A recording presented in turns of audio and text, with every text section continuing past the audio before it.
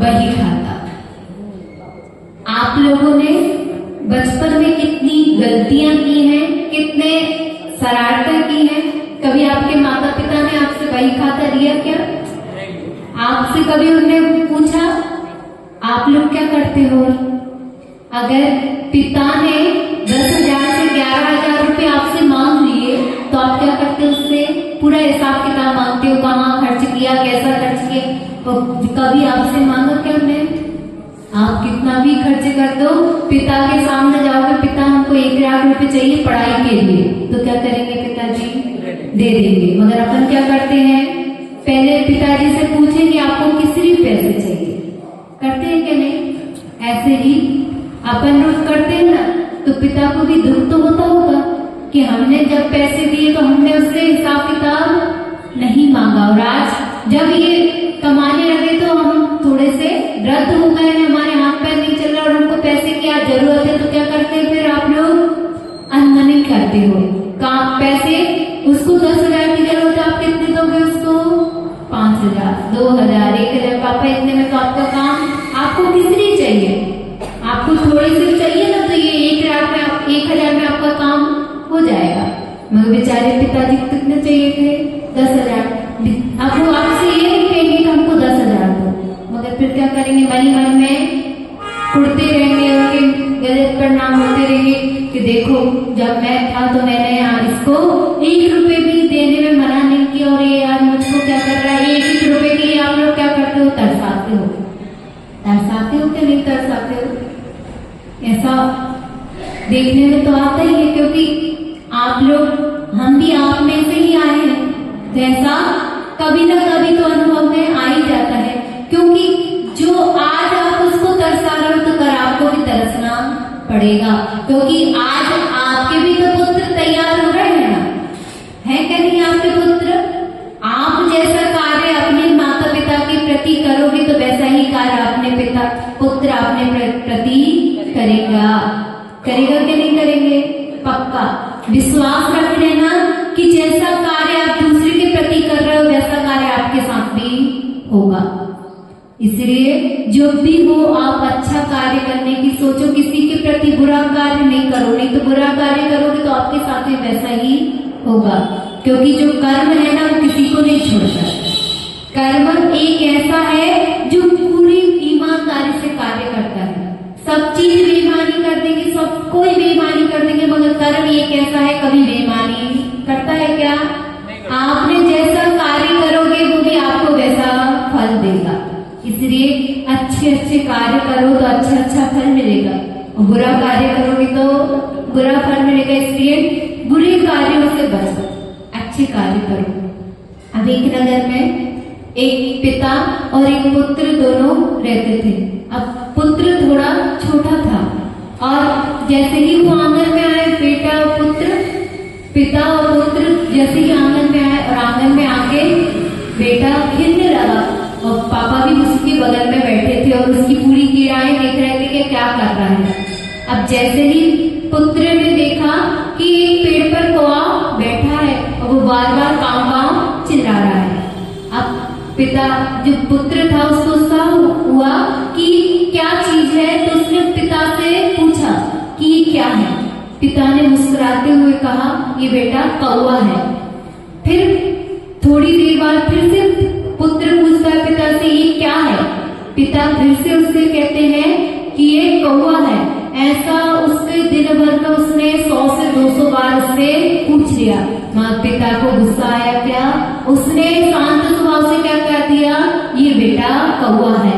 अब उसी बात को उसने अपने बही खाता गया, अंदर गया और अंदर से आया और बही खाते में उसने लिख दिया कि मैंने आज कितनी बार कौवे का नाम लिया। अब थोड़े दिन बाद बेटा पढ़ लिख कर अच्छा बड़ा हो गया और पिताजी बूढ़े हो गए। अब जो उसी आंगन में फिर वो दोनों विराजमान थे, पुत्र और पिता। अब पिता थोड़ी स्मृति से थोड़े से ऐसे ही होने लगे, क्योंकि बूढ़े होते हैं, कहते हैं बूढ़ा और बचपन एक सा होता है। बुढ़ापे में भी कुछ याद रहता है क्या? नहीं रहता। और बचपन में कुछ जानते नहीं है, तो दोनों की एक सी दशा होती है। अब जो बुढ़ापे में वो पिता फिर बच्चे से पूछता है। अब बच्चे से कौन पूछ रहा है? पिताजी पूछ रहे हैं कि ये पेड़ पर कौन बैठा है। तो वो बेटा ना चिल्लाता है, वो कहते हैं पापा जी आपका दिमाग चल गया क्या? क्या बोलता? क्या आपका दिमाग चल गया? आपको पता नहीं है कि ये क्या है?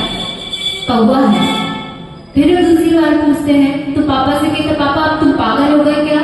बार बार पूछ रहे हो, मैं बार बार आपको बता रहा हूँ ये क्या है? कौवा है। पिताजी ने फिर तीसरी बार पूछा तो पापा से कहते पापा अब तो तुम सच्ची में पागल हो चुके हो, आपको कहाँ पहुंचाना पड़ेगा? अब तो पागल खाने पहुंचाना पड़ेगा। आपको कितनी बार मैं बता चुका हूँ कि ये कौवा है। और उधर ही पिता गया अंदर से वही खाता रहता है, पिता पुत्र को दिखाता है। पुत्र फिर चिल्लाता है पापा ये क्या नाइंसाफ कर रहे हो मेरे साथ? मेरे को भी कुछ और कार्य है, आप क्या बता रहे हो? मुझको वही खाता बता रहे हो, उसमें भी क्या कौवा लिखा है? बस ये।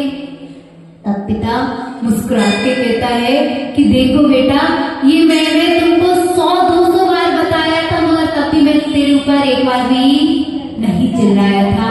और तू आज मैंने सिर्फ तेरे से 3 ही बार तो पूछा है। क्या? मात्र 3 बार तो पूछा है कि क्या है बेटा? तूने 3 बार में तो चिड़चिड़ा गया।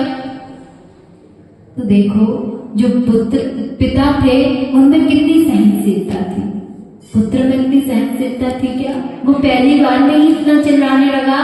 इसलिए कभी भी किसी को इतना गुस्से में कार्य मत करो कि उसको आपके ऊपर भी गुस्सा जाए। फिर पिता ने क्या कहा कि मैंने तेरे साथ आप छोटे से लेके बड़े तक कितने तेरे ऊपर उपकार नहीं किए, तेरे को जो हर चीज सिखाई है मैंने सिखाई है, तू एक बार उसका मुझको हिसाब दे दे।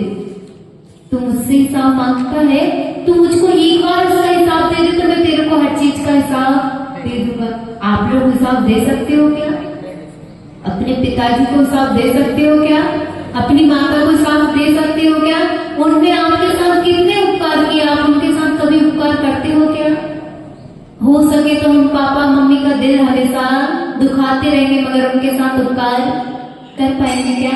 ऐसे ही अपने गुरुजी होते हैं, जो अपने गुरु होते हैं वो भी क्या करते हैं? अपने साथ हमेशा उपकार करते रहते हैं, हमेशा उपकार करते रहते हैं, मगर कभी आपसे बोलते हैं कि हमने आपके साथ इतना उपकार किया तो आपको भी हमको ऐसे रिटर्न में कुछ देना पड़ेगा। करते हैं क्या?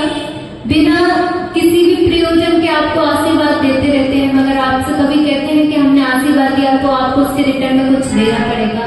कभी कहते हैं क्या? नहीं कहते हैं, क्योंकि उनको पता है अगर हम आपसे मांगेंगे तो आप क्या करोगे? क्या करोगे? दूर दूर जाके आप रवाना करोगे कि देखो तो हमने उनसे आशीर्वाद ही तो मांगा तो उन्होंने हमको क्या कह दिया कि आपको रिटर्न में कुछ देना पड़ेगा, आप रवाना कर दोगे।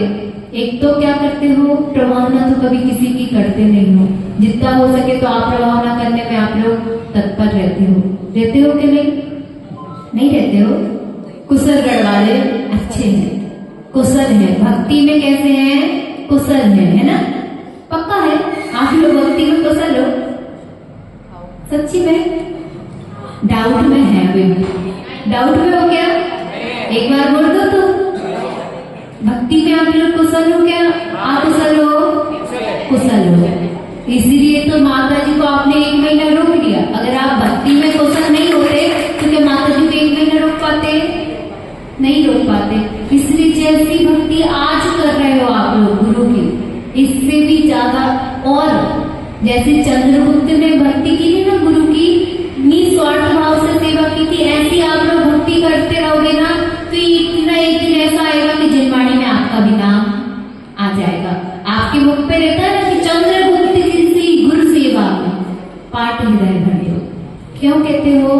क्योंकि चंद्रगुप्त आपके लिए एक आदर्श है, ऐसे ही आदर्श आप लोग सबके लिए हो। आप जिस बागड़ जिला है ना, बागड़ में सब कुछ क्या कहते हैं? नौगामा अच्छा है, ये अच्छा है, वो अच्छा है, ये चित्र अच्छा है, वो अच्छा है। ऐसा ही सबको क्या कहे कि कुशलगढ़ में भी ऐसी भक्ति होती है कि देखते बनती है। कब कह पाएंगे? कब कहेंगे साधु? जब आप लोग भक्ति करोगे। भक्ति तो आप लोग करते हो, इसमें कोई डाउट है क्या? नहीं है।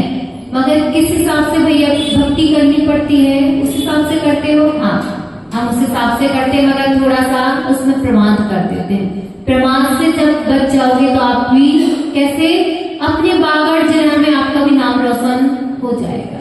बागड़ जिला में आपको नाम रोशन करना है क्या? बागड़ में ही करना है आपको? बागड़ में करना है क्या? बागड़ में नहीं करना है, हमको ऐसा नाम रोशन करना है कि स्वर्ग में भी जाके हमारी सब कोई प्रशंसा करे। कहाँ करे? स्वर्ग में जाके भी प्रशंसा करे। तो ऐसे के लिए आपको क्या करना पड़ेगा? निस्वार्थ भाव से भैया बेटी करनी पड़ेगी। बोलो ऐसा मैं विश्व धर्म की